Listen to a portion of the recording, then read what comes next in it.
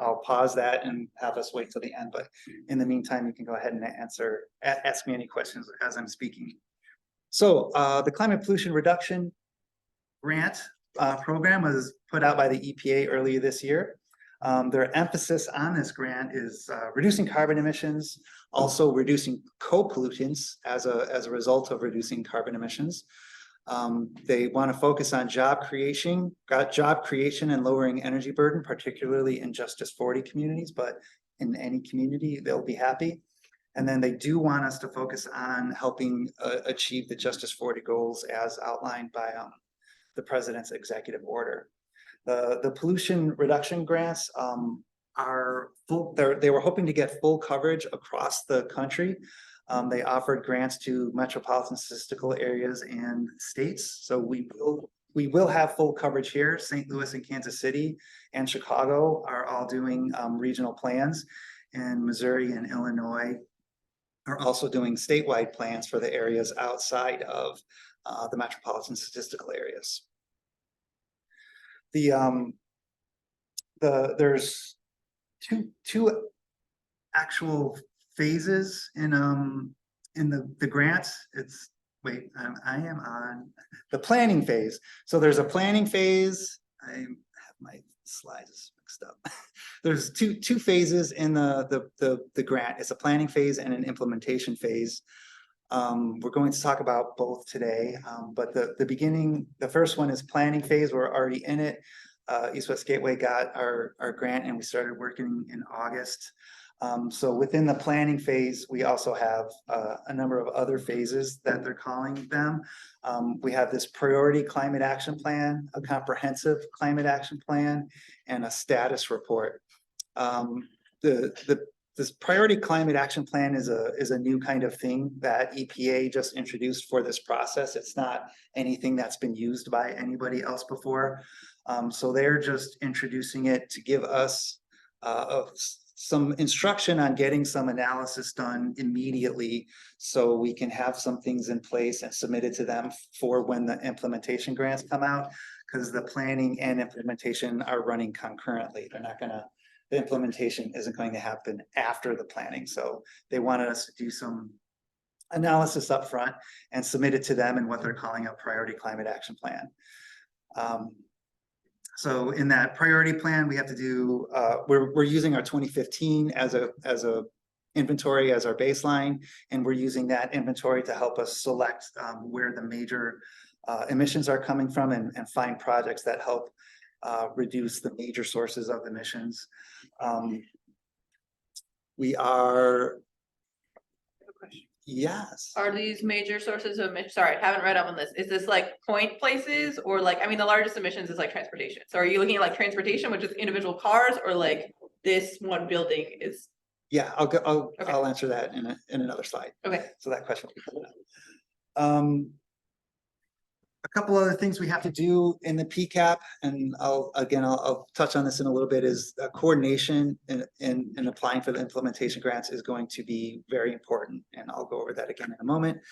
In the PCAP, they also want us to, besides identifying major sector emitters and projects related to reducing those emissions, they want us to think about what kinds of projects we want to adopt or apply for in this implementation grant and estimate what the carbon reductions are on those projects, and then do some analysis on and making sure positive impacts are happening in low income and disadvantaged communities, which I'll call LI or LIDAC communities for the rest of the presentation. After the priority climate action plan, we have to do the comprehensive climate action plan, which we'll just call the climate action plan because that'll be the full plan. So the climate action plan will be due later in the grant period. This is where we'll cover the whole inventory, not just the largest sectors of emitters, and then look for other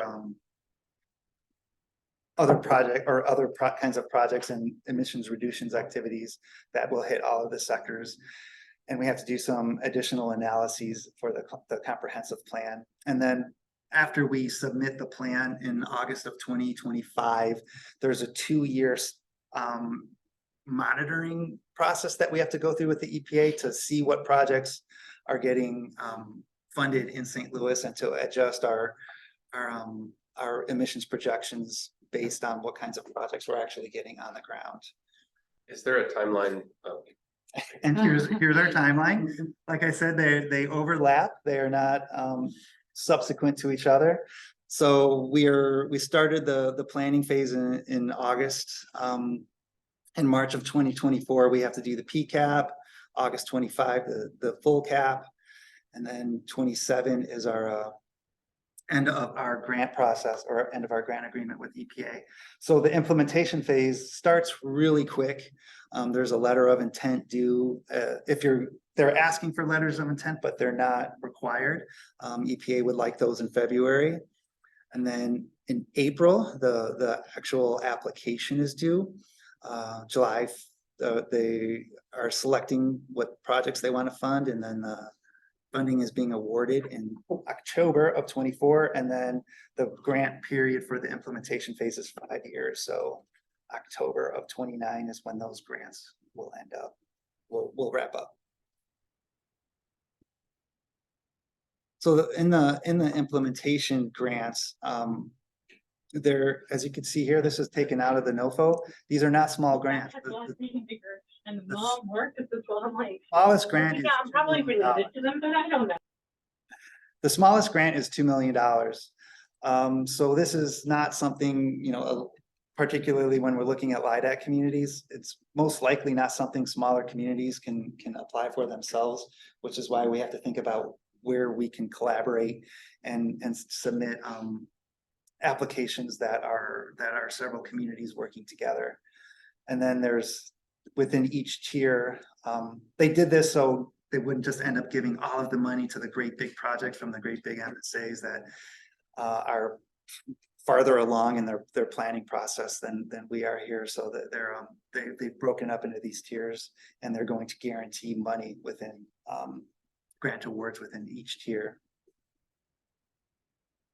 Can you explain the funds targeted for each tier? Is that saying there is a pot of 2 billion for tier A Yes. and 4 to 10 scoops out of that pot will be tier A, and then similarly there's 0.1 billion for tier E, and there'll be 10 to 50 scoops out of that. Okay. Right. Yeah, gotcha. Depending on how much the actual applications are for. So And are we asking for money, or are we just offering the project and then they say, here's what your funding will be? Are we saying, here's project, here's estimated cost? yes. So the total is 4.4 billion. Or something like. Yeah. But it's spread across what, how many metro areas? I think 80 Okay, so got funding. how many would St. Louis be like? This would be awesome if we got this many. How many grants? Yeah. Like 2. I was gonna say it would be, I think it's a max of 115, so if we get one. One. Yeah. It would be a big deal. we'll Okay. be Lucky. yeah, it would be great if we got one. I believe we're getting project ideas in that like are unrelated, so it'd be extra great if we got 2. Okay. But it will be, I'm pretty sure we will have to do it joint and put together a collaboration. So as many people can be impacted as possible, and it would look more competitive according to the grant scoring criteria. Okay, so here's what we have to do the plan for. The light gray is East-West Gateway's regular planning area. That's where we usually work and what we do our past plan. Planning, analysis, and engagement in. So EPA is asking us to do the plan for the full metropolitan statistical area, which is East-West Gateway has 8 counties. The MSA has an additional 7 counties and a rather large area. So we're going to be quite challenged in doing meaningful public engagement in an area of this size. But we understand it's going to be a challenge, and we know it's not going to be able to be like what would be considered traditional public engagement, because you can't do that in an area this size. So we will be hiring a consultant to help us be creative to get the kind of engagement and feedback we need to put together some good plans. So our project approach for the priority climate action plan, we also didn't think by the time it's due, that we didn't have time to do a full public engagement. So we're focusing on stakeholder interviews. Ann and I have been reaching out to cities, counties, and nonprofits from across the region and having one-on-one interviews. So if you are on this call and you would like an interview with us, let us know by email, and there'll be links to a survey on Google that will that we could take your information on. So we have been doing, and we are still scheduling those interviews.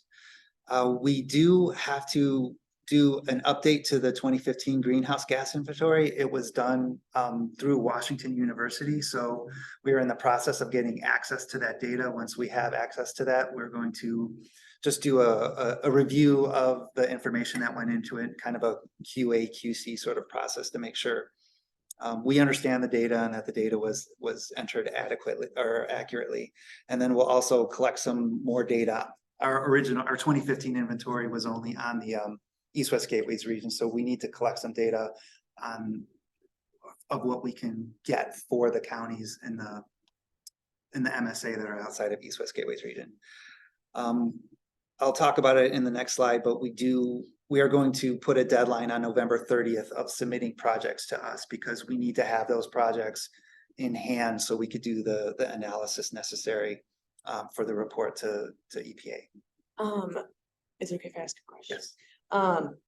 If we wanted to set up an interview with you, do we need to come to that interview with a plan prepared, or okay, cool. Thank you. It's better if we have a plan to refer to, but just because in the PCAP,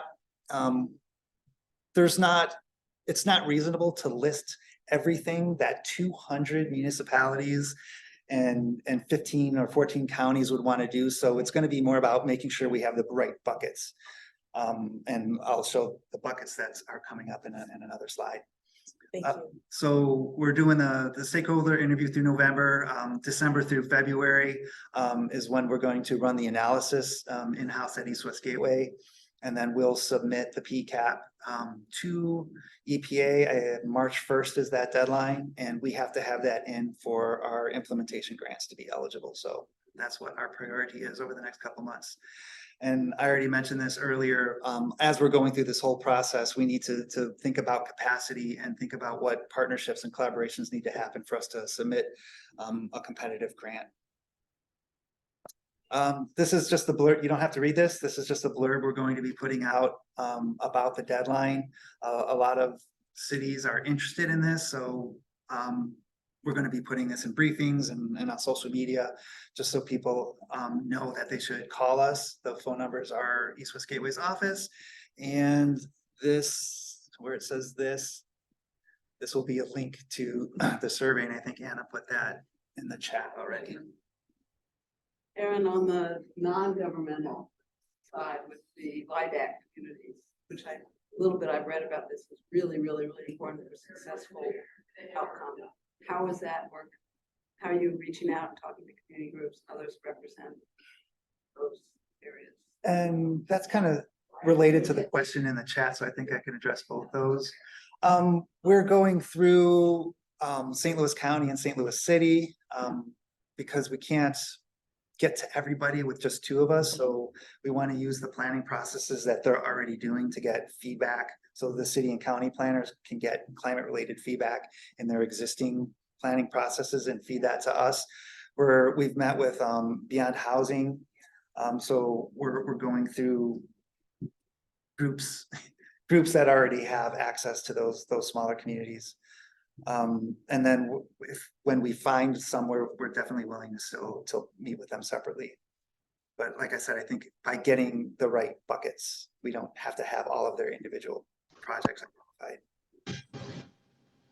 So it's just, and we're going through Metropolitan Congregations United. We're going to be requesting meetings with the Municipal League and Southwest Illinois Councils of Mayor. So it's associations and where there's already groups of those orgs and cities coming together. So this slide is our, it's an excerpt from our 2015 greenhouse gas inventory. And this shows you why we're picking these as our initial focus areas. Stationary energy and transportation are the two biggest emitters. The actual biggest emitter is still Ameren because of their coal plant, so it's okay.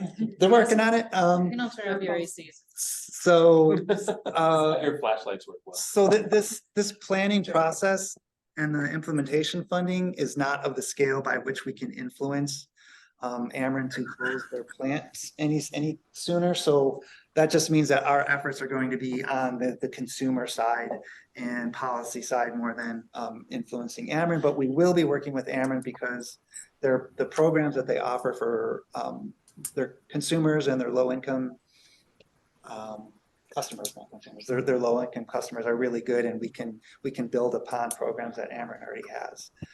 And transportation, of course, it's East West Gateway's mandate is to deal with transportation. So we're meeting with transportation agencies and talking to cities about what they want to do regarding reducing transportation emissions. And then we also have a lot of partners. It doesn't show up as an emitter in an inventory because it's not an emitter. Sequestration is a big potential in the region. We have a lot of organizations working on improving our tree canopy. There's also efforts on restoring habitat in forests and floodplains. And there's also really big potential in soil and agricultural practices being sequestration. So we're keeping sequestration on our radar as a focus area. And we have a question in the chat about examples of projects, but that might be coming Yeah, too. yeah, we'll come to that in a moment. So, okay, so here's our project areas that we've been encountering in our interviews. These are recurring themes too. It's not like one group or one city has mentioned they want to do this. These are coming across pretty heavy. So there is large scale tree projects because we're losing so many trees from the invasive species or not necessarily invasive, but they're just damaging. And trees are also great because there's so many side benefits to them besides helping curb emission or sequester emissions. They help with the urban heat island, and they help with cleaning floodwater. There's a lot of side benefits to trees. Weatherization is a really big one in LIDAC communities. There's a lot of groups working on that. Not a lot of them are talking to each other, so maybe there's some way we can build a little bit of a synergy and applying for some more funding together on that. Building efficiency updates, we're working with the U.S. Green Building Council, so that's always in the conversations. And you can read them. I don't gotta read them out loud to you. Any questions on these project areas, or do you think there's any big buckets that we're missing that we can add to this list now? Would any of this funding be available for like new developments, large builds that focus on solar and carbon capture? You know, that's a good question. Most of the grant applicants for the implementation grants are going to have to be a government entity. So I'm not sure how much impact we could have since that actual development is a private sector thing. But you know, codes and zoning updates can help us achieve more carbon reduction in building. We are meeting with McCormick Barron and RISE to see if there's any sort of public housing or community development housing developments that can benefit from this. So does that answer your question? Yeah, it does. So it has to be a government applicant. It couldn't be like a nonprofit applicant, No, at least as things stand now. yeah, for this grant project, it's going to have to be a government applicant. And like I said earlier, it's a big grant, so it's going to have to be a government with a fair amount of capacity to be able to put together an application and manage a federal grant. There's so much red tape with the EPA. It's gonna have to be somebody who's done these kind of applications before and can be a really good pass-through for funding to other organizations, to either smaller cities or nonprofits that might be on the ground working. So the lead applicant just has to be a government. There can be other entities that will receive funding through the process, just not directly. In addition to building efficiency, what about decarbonization? Decarbonization of Actually converting to electric. how, From natural gas. From natural gas, correct. If you go, or renewables. yeah, that could fall under the, well, not consumer energy production, but yeah. Well, but it's funding or finding ways to incentivize in addition to whatever is happening with IRA. Okay, Anna's taking a note. We- Decarbon, it's the hot topic. Okay, Building well. yeah, we need to get the names of the buckets right so people understand what we're referring to. In terms of zoning and building code updates, so I know that last year in the legislature, there was an effort to try and prevent municipalities and cities from setting higher standards than, I think, in like the bare minimum federal standards. Oh, yeah. And so I'm curious, like how, or if you're considering that in your plan, like in case that, you know, something does happen in the legislature, like how you'll deal with transitioning away from that in the plan, like, or I guess that's Yeah. just something to consider. Yeah, because I'm familiar with that and they've done many things in the past, you know, so they might be paying attention to this and might come up with legislation to try to block anything we do, but we are going to be watching that.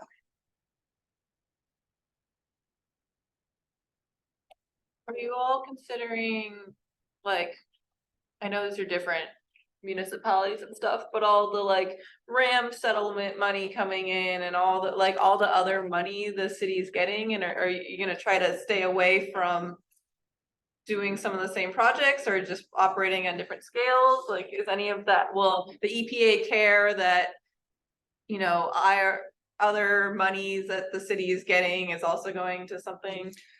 Yeah, I think we need to have those conversations with the city and county because the way the EPA talked about this grant is it could be used as gap funding for projects that are getting funding from somewhere else but don't have enough to actually be completed. And there's no match requirement on these funds, so. Yeah, so we need to consider projects that can have funding sources from multiple sources.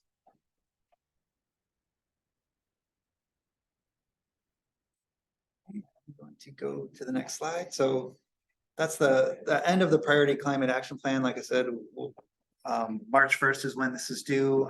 We're still doing interviews, stakeholder interviews across the region. So you can get a hold of me or Anna if you would like us to come and meet with someone, or if you have some recommendations for us, for somebody for us to talk to, we'll take those too. We did get a question in the chat too, that St. Louis County is going through a master plan and are we coordinating with them? And we are. Yeah. Yeah, we've been in contact with both the county and city planning departments to see what we can, how we can piggyback with getting feedback for these plans into their processes. And then how successful have you been in reaching outside of the East-West Gateway operating theater? Since you're doing MSA, as you pointed out at the beginning, there's folks, or at least counties, that are kind of outside of the norm. How successful have you been in reaching farther than what you've experienced in the past? I would say, okay, you know, not great. We've been in contact with a couple of organizations on the Missouri side through through East-West Gateway's peer, Boonslick Planning Commission and NECAC. What do you remember what that stands for? The Northeast Community Action Corporation. And we have at least one contact we've reached out to in every county. So, Yeah, and we're having a meeting in East St. Louis 2 weeks. yes, HHA. the October 19th. Yeah, October 19th, where Anna's organizing a meeting sponsored at the Jackie Joining Kersey, and Illinois folks are invited to that. So we'll have this kind of a talk specifically about Illinois projects. And we've got avenues to get to more counties like Heartlands Conservancy and the Southwest Illinois Planning Commission and the Leadership Council of Southwest Illinois and the Mayor's Association of Southwest Illinois. So we've got some avenues by which to get more connections over there. And I should say, we've reached out to many more than just one contact in every county, but I've reached out to at least one person at the county government level, just to make sure they were aware.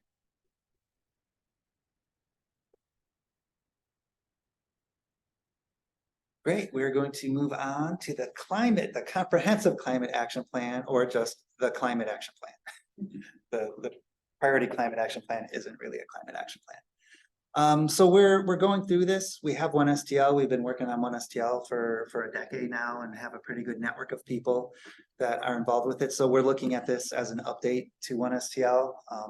We can pull out the goals and objectives that are there, evaluate how we've done with them, and then come up with a new document that's branded one STL, so we can continue the synergy that we've built up over the last year or last decade. I mean, the vision for this given to us by EPA is to achieve net zero. How do we achieve net zero? This plan isn't going to override East West Gateway's transportation plan or anything, but it's to figure out we've got to do some hard thinking about how we actually get to net zero. We can't do it with what we're doing now. We've got to be taking an extra effort and hitting up different people to get on the bandwagon, so to speak, to do this work. Like I mentioned it earlier, we will be hiring a consultant to help us with the engagement plan and putting together the actual comprehensive climate action plan. It's going to have to be something innovative because reaching 15 counties or 14 counties is not going to be a light task. We do have to we plan on doing collaborative engagement in the LIDAC communities, because we just can't be another level of government coming in and doing some meetings and saying, what do you think? And then leaving. That doesn't get us anything useful. It hurts the neighbors, it hurts the neighborhoods, and it actually is detrimental to the groups that are there doing work in those neighborhoods. So we want to go through groups that have stakes in the community in those neighborhoods. So we're not some extra level.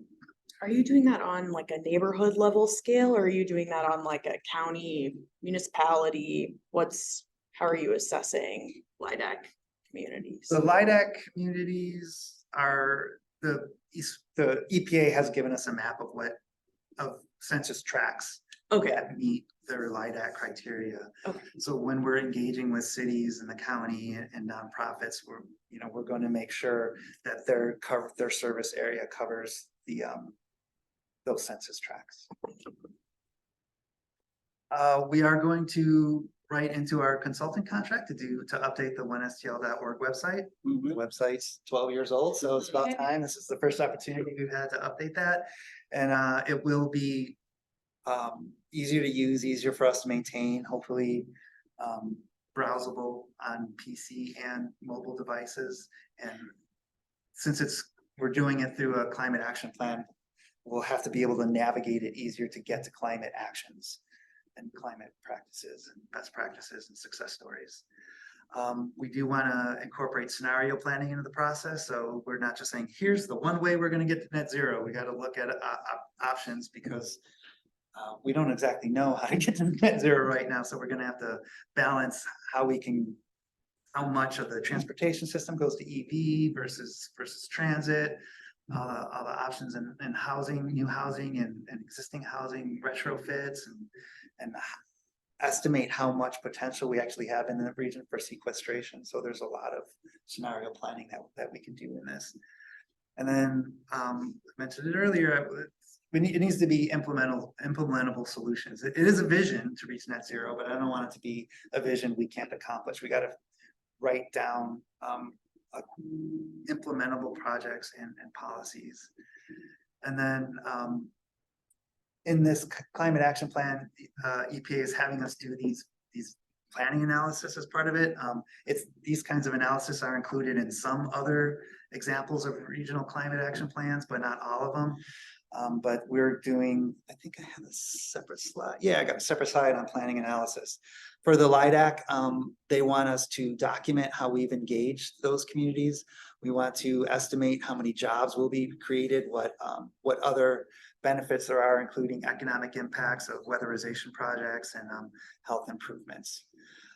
In the community benefits analysis, the minimum that EPA wants is for us to estimate how much criteria and hazardous air pollutants will be reduced in relationship to greenhouse gases. They have a tool for doing that.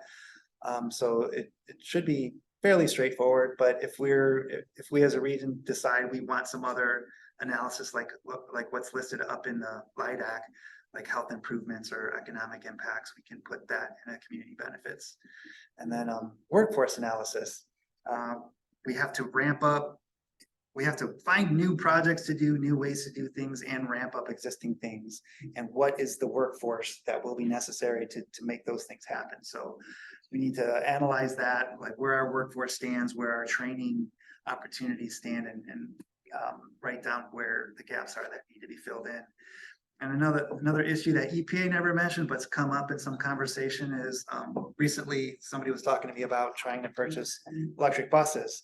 There's just a total bottleneck in purchasing electric school buses. You can't get any new ones because they can't get batteries. So, you know, we have to be aware of where our projects are going to be halted because of supply chain issues. And EPA was worried about where workforce might be a hurdle to accomplishing projects, but this is another big hurdle that we have to think about. So net zero 2050. Yes, that's zero 2050. Biden data. And then the other thing on scenario planning, there's a lot going on, as you know, in the city around building energy efficiency and performance standards. And I hope that that will have a ripple effect. How might that? I mean, are you thinking about how that impact might benefit this set of goals? That's one. And back to the decarbonization thing, with today's announcement, for me at least, about the natural gas plants that anyone wants to put in place. Is there a way that this conversation can affect that conversation? Can I ask if people online can hear the questions being asked when they're at the ends of the table? I don't know if we should repeat those.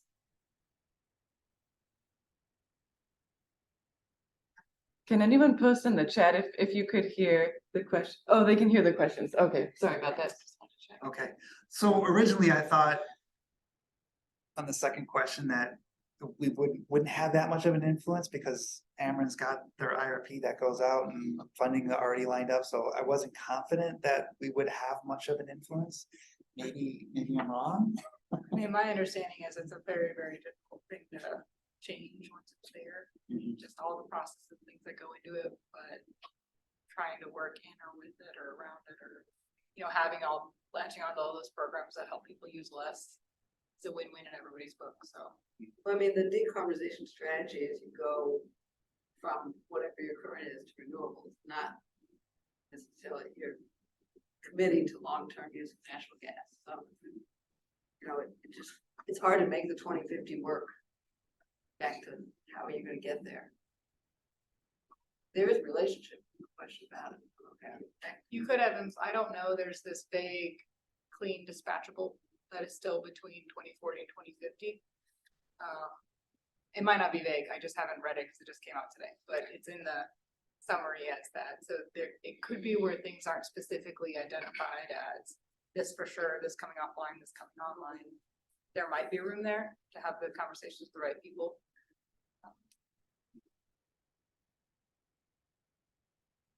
Yeah, if we come up with some strategies, we could definitely put them in, but I'm just realistic about how much we can influence Ameren and the PSC and whatever other influences. If you influence the PSC, there's a lot of things we want to do that they don't like, that theoretically could be good, so. And your other question, what was your first question? Well, it was about the effect of the building energy performance standards, how that could be part of this. Yeah, that's one of the things we want to model, what kind of impact we think that we would have if we got more jurisdictions to adopt that kind of legislation. Can I ask before you move on about the scope or the whatever, yeah, I'll just say scope of this grant. Is this game changer grant or is this just kind of a pretty cool thing grant? Like the size and expectations of the grant, should we treat this as like before and after style grant, or is it just kind of one of many and, you know, that's nice, but Yeah, I think this is one of many. I mean, there's a lot of money in this. But when you think about the size of our economy, $4.3 billion is just a drop in the bucket. So one thing that EPA asks us to do when we're putting together the plan is when we think about the projects and try to think about the funding sources, you know, be aware of what other funding's out there and to like line our projects up with the different funding sources from the different federal agencies, because we're only looking at the EPA here. There's DOE and DOT and lots of other funding sources that can be piled on top of it. But, you know, that's just for the funding that's here now. You know, all this funding we're looking at is just over the next 5 years. We gotta think of ways to keep the projects going after that, because it's gonna be a 20-30 year plan. You know, if it's a game changer, it's gonna be up to us. good answer. We Yeah. can make it. I would agree, and the fact that it is one of many pots of funding, so there are other opportunities for projects. Oh, that's interesting. So there's the possibility that the networks that you're forming, the conversations that you're having could basically just become a bit of a nexus for ongoing funding conversations, especially given a lot of that conversation has been in St. Louis, how we're so disparate. We're not all kind of marching to the same drummer when applying. So this could be an opportunity to address one of the kind of pushbacks we've ran into in the past, which is a lack of regional cohesiveness.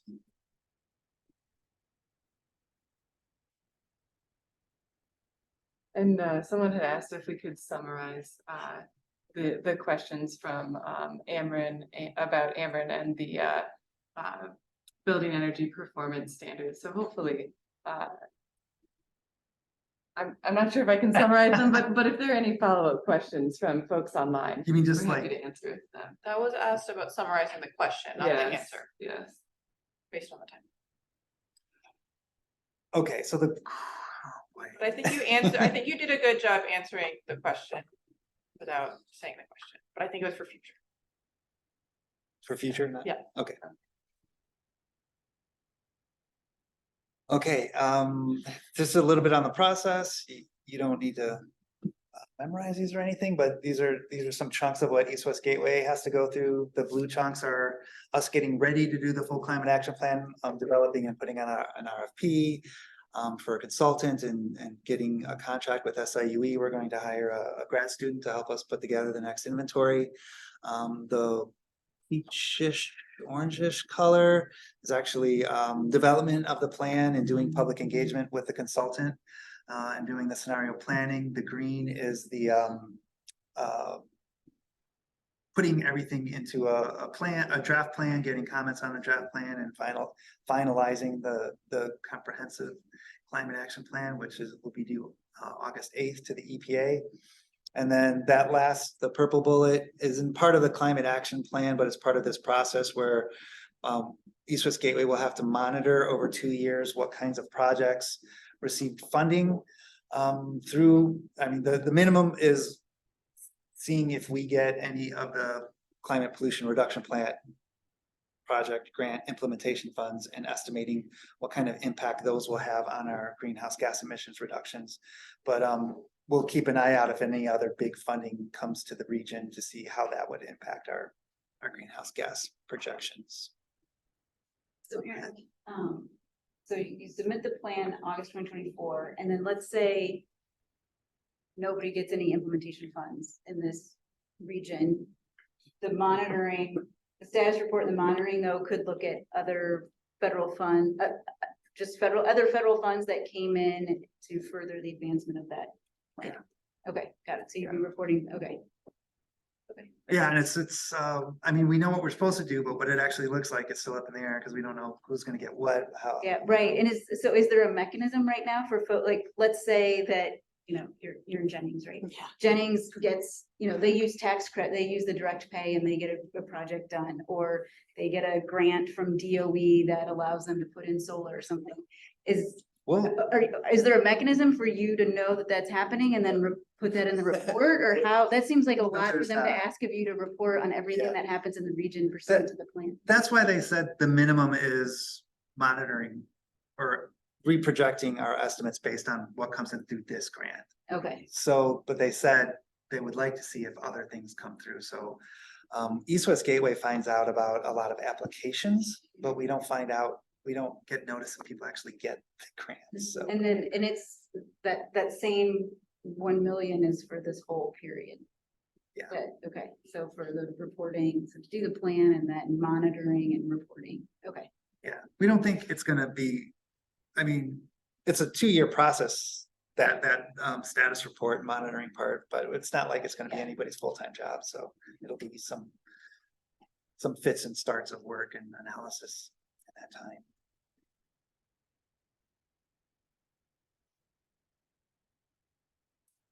So I'll just wrap up here. I still have a question about it. I don't know what a climate action plan will look like for us. There are some examples out there of existing plans that have been done. Our two closest ones are Chicago and Kansas City have done regional climate action plans, and they also got money for this grant, so they'll be doing updates to their plan. So I just put some screen captures in here from those plans so you could see what we're seeing as possible examples for us to use. It still is a 2-year process, but it feels condensed. So I'm not confident that we could make as robust of plans as Chicago and KC did. So, we might leave some not blank chapters, but some opportunities for us to do some future analysis or future project identification.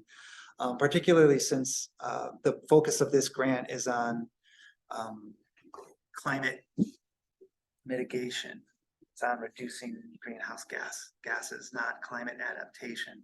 So if we have to leave something off of the process due to time constraints, it would most likely be in the adaptation realm, and we would put in the recommendations to do some adaptation analysis and planning subsequent to this. So that's specific to the charge. Yeah, we just have to be realistic to what was asked of us and what they're giving us money for. So Chicago has a 2-page table of contents. It's with appendices. Their report's only 95 pages. Kansas City is bigger, but you can see the screen capture on the right. It's a bucket. Like I've talked about, this bucket I think is bigger than the buckets we have to use. This bucket is just decarbonization of transportation. That is so many things. But I'm envisioning that when we identify our buckets, like whether maybe it's something smaller, like installing EV charging infrastructure, doing something a little more specific. And so we'll have analyses related to those buckets about impacts, benefits, and the chart they're showing is estimates of carbon reduction. And KC's climate action plan. It's a really good document. To be honest, it looks a lot like 1STL.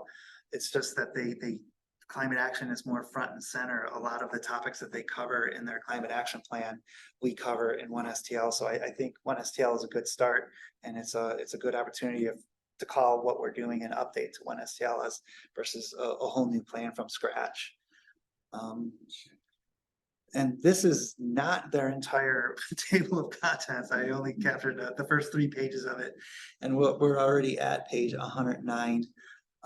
But their table of contents lists out all of their goals and objectives. So most table of contents don't do that, but you can see they've got transportation, energy generation, finance, urban greening, healthy and resilient homes. We don't have exact Buenos Tales wasn't exactly structured like this, but a lot of these topics we covered.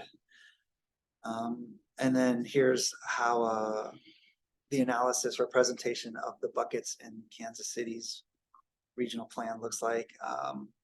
Conserve and restore the region's urban forest is more like a bucket that I was imagining we could do an analysis on. And the other one is conserve and restore the region's riparian or streamside corridors or vegetation. There are people working on that. I wouldn't want to ignore that, but I think the carbon sequestration in that isn't as big as the trees. So I think it's still up in the air whether we can lump these into one bucket for the PCAP and be eligible for like a wide range of biodiversity and sequestration type projects. This is random, but just because we're hearing it more on our end too, are things like natural capital accounting also being included in these types of calculations? So not just the carbon sequestered, but the ecosystem services that are also preserved and translated to climate improvements? Yeah, we've had conversations about that in the past, particularly with the biodiversity working group. You know, just to be pragmatic, I don't think we can get into that kind of analysis in the time we've got here. It'll be hard enough to do what EPA is asking for us, but it's definitely a good topic to think about. And there are some organizations out there doing a little bit of that. Nature Conservancy dabbled in it for a little while. There was a couple other organizations that were at a river sounding conference a couple years ago, so it's still a developing field. Yeah. So it's Yep. There's a lot to learn on it, so probably not for this one, but Okay. definitely keep it in mind.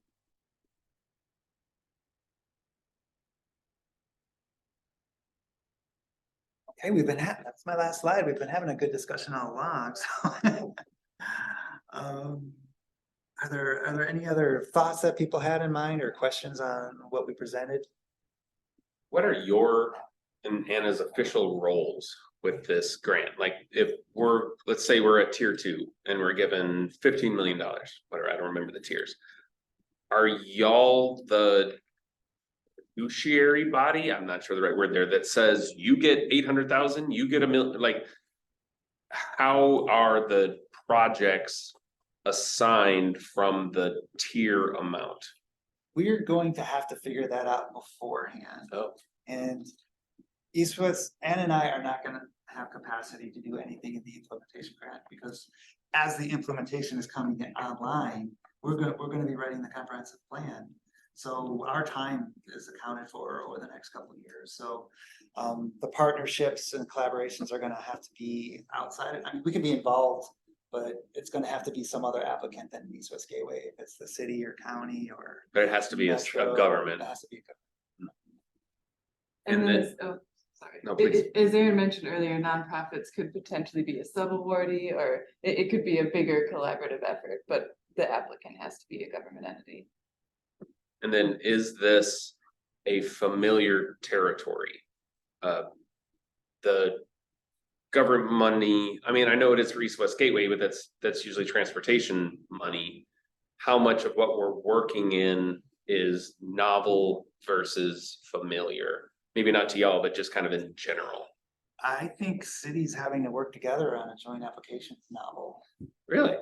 I think maybe at this scale, there may have been some smaller projects, you know, like on recycling education or something that was partnerships, but I think. Now, just for EPA or like literally in general? I think in general. Wow. I mean, there's some transportation projects where cities have partnered to get DOT funding if a street goes over their boundaries. There has been some collaboration on watershed planning, but once you get into implementation of projects in watersheds, it's more about property owners or individual cities. So there has been, you know, I don't want to make it sound like we've never done that or seen that here, but I think at this It's scale, more novel. That's Yeah. great. That's both exciting and terrifying. Yeah, we've got some learning to do and some. So you all would hire a consultant? Would there also be someone to like someone else being hired to like manage this or? I'm the Project manager, okay. Yeah, and Anna's the project planner. Okay, but you all said you wouldn't have time, so like the implementation, would a consultant be hired for that? Cause didn't you just say you wouldn't have time to do it because you're writing the I won't have time to be a part of applying for the implementation. Okay, okay. But I'm already working with our admin department. I'm putting together the RFP and I'll be really involved with that. And we'll have a small committee of people to help us select it, but then I'll be managing that consultant while the implementation is going on separately. So that's why our time is already accounted for. And hopefully we can get somebody, you know, like St. Louis County, you know, Great Rivers Greenway will be eligible. They might not be for energy or weatherization, but if we do a tree, some sort of tree or floodplain project, GRG can be involved. A transportation project can involve Metro. We've got some capacity. We just have to do some convincing that the organizations will receive a benefit for looking beyond their own operations. The proposal has, you know, line items. You know, like if GRG gets some money, it shows up how much they would get. Like if you got everything you asked for in the proposal, could already be allocated to different projects and organizations. Yeah, it's straight. Back to Kyle's earlier question, if there's a lump of money, how do you get to decide who gets what? Yeah, It's already decided in the proposal. yeah. Yeah, it's a 100-page proposal, NOFA, that's out there. And so And I if think you that- get 50% of what you asked for, then. Hopefully they won't do that. Okay, Oh, that's it would- so annoying. I'm sorry, I didn't bring it up. Hi. Yeah, so there's a lot of stipulations that are in that NOFA that would answer that. Like I said, it's that NOFA is almost 100 pages long. Well, with some, and then there's other readings that they want you to do. And the application is probably gonna be 100 pages with appendices. So that's why it can't just be some small operation. It's not gonna be able to do that. It's quite amazing what EPA thinks we all have capacity to do. So the NOFO is calling for like a collaborative grant application effort that's gonna have a regional impact and then, so we are hoping that some government entity with the capacity to manage that type of a grant will kind of step up to be the lead. And then there will be these sub-recipients that can be cities or NGOs or nonprofits that would like come in under that grant. I'm sorry, I may have missed some very important information toward the beginning of the meeting. You summed it up good, but we can't just hope. We've got to be active in Right. finding that organization, not just waiting around to see who's interested and available.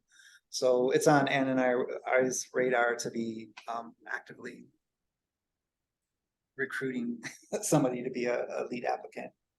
Because they might just be, whoever it is might be thinking for themselves and applying, you know, for a project themselves. And we've got to let them know that to involve other organizations. Is there a learning process in place whereby the St. Louis area can kind of learn from other metro areas, not just the US, but around the world? I mean, this is hardly, of course, a problem that only we are facing. I mean, there are metro areas, as we all know, across North America, Europe, Asia, Latin America, Africa, elsewhere that have, well, there aren't many elsewhere, given all is already listed, that have wrestled with this, often very creative, that we could probably learn from. Is there any kind of mechanism that anyone has to sort of sift through what has worked, whether it's in Belgium or Brazil or elsewhere? I mean, there've got to be great ideas that are just sitting there that we can draw from. I'm just wondering if there's a mechanism by which we can assess those and determine what might be customizable for our situation. I don't know of a mechanism now, but you know, I think there's definitely an opportunity to work with our local higher ed institutions to figure something out or to present us with some findings. I feel like a lot of the organizations, at least this is just speaking from my experience, which is, to be fair, limited in the sustainability realm, but I feel like a lot of the organizations are probably doing that work individually, but I think this goes back to the discussion of St. Louis being a very disconnected city, right? Like we have all of these agencies working on the exact same thing that like do not talk to each other. So I feel like some of that too will come through, hopefully, with a successful collaboration effort. But I think as a whole, that would Well, there be. could even be like a clearinghouse portion on the website where like Yeah. there's almost a wiki or some other type of sort of place on the website that serves as a kind of like rough and ready sort of collection of these various ideas from around the world. Yeah. There's a good question on that.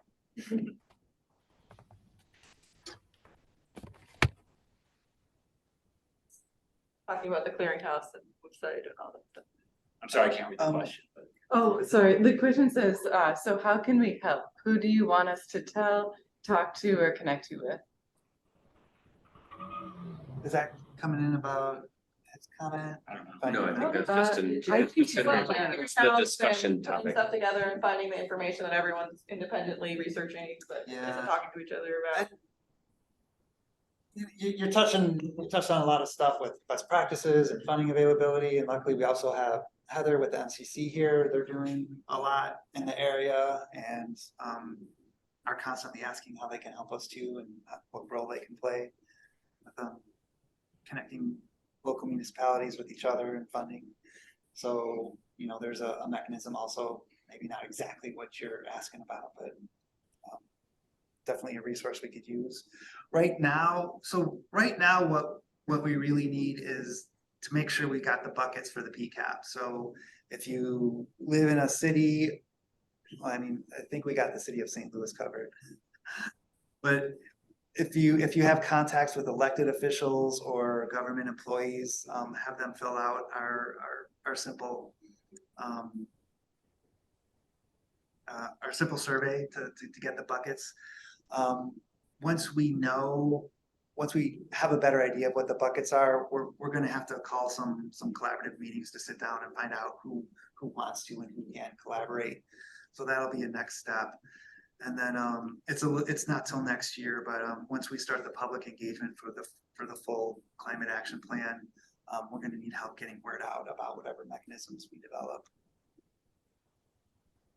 I know you said you're doing a meeting in East St. Louis. Are you planning to do more regional, like on a smaller scale, regional meetings? I'm thinking, of course, like North County, North City, because that's where I work. Yeah. But you know, We don't have anything planned now, Okay. but we can definitely talk with you or anybody else and put something together.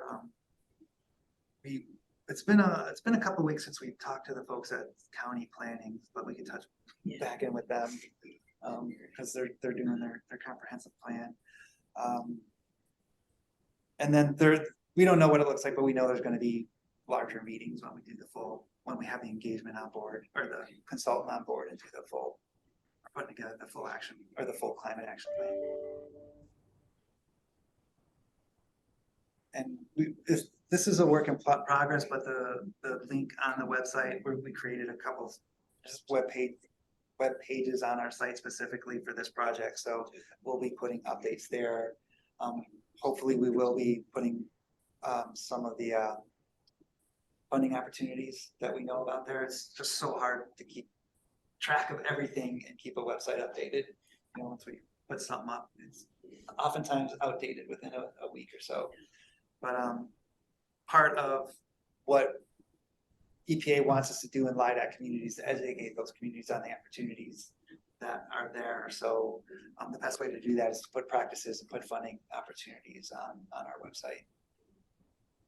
So at this link, we have, what can you do if you're a local government? It has some information about the direct pay tax opportunities for clean energy. What can you do if you're a business? What can you do if you're an individual? And we do also have a toolkit that may be similar to the clearinghouse you were talking about at onestl.org, but it was created probably in 2013 when the plan was created. 11, 12. Okay, 11 and 12, so it could be due for an update too with this new plan. Is there anything similar to this happening? Is this in parallel to any related activities that you know of, or is this kind of a shining beacon on the hill for climate planning? You mean besides the 80 other? Well, but I guess that's where I was wondering is like so I guess it kind of goes back to my scope question. How big of a deal is this in relation to the other 80? And I'm just wondering the importance of this breaking through the other 80 activities, all the other stuff we're doing. What's lost if this doesn't succeed, I guess would be the way I'll phrase this. And is it just money? Or is it the collaboration opportunity is really where the benefit's gonna come, because this is the first of perhaps several. One step farther, is that how you're communicating all your reach outs, that this is a grant opportunity, but then there's also this collaborative approach that has lost us grants in the past, which may be viable for future activities? The marketing, I guess, would be my question to boil it down. How are you marketing this as being worth prioritizing over the 7 things that were happening prior to the email that they got, whomever they may be? Well, the immediate sales pitch is to get access to that funding. For our stakeholder meetings, we haven't even gone into the topic of the full plan. Mhm. So it's all about getting these partnerships together for that $43 million. Okay. Hanging out there. So it's not your pitch, for lack of a better word, hasn't necessarily been around the create these collaborative opportunities. It's let's get some EPA money and then do some good with it. Well, part of the pitch is we have to collaborate to get money. So that's what we've been telling people. We don't know how many organizations out there are planning on applying themselves, so we Mhm. can't stop them. I don't even know if we could ever find out if everybody's going to, but that's what we're telling people is like, they're big projects, or these are big grants, and most likely you're not gonna get it by yourself, so you gotta keep in touch with us and join the collaboration. Are able to convene it.